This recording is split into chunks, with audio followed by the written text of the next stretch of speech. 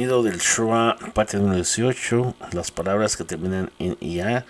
En el inglés, generalmente la IA sonará como el sonido schwa del idioma inglés. No todas, porque hay excepciones, pero al menos estas sí lo hacen.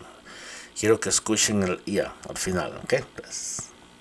Anemia, anemia. Maria, Maria. Scotia, Scotia. Media, media. India, India.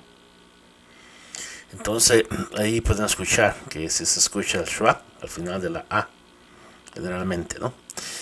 Y ahí siguen adelante. Espero que aprendan inglés. Gracias.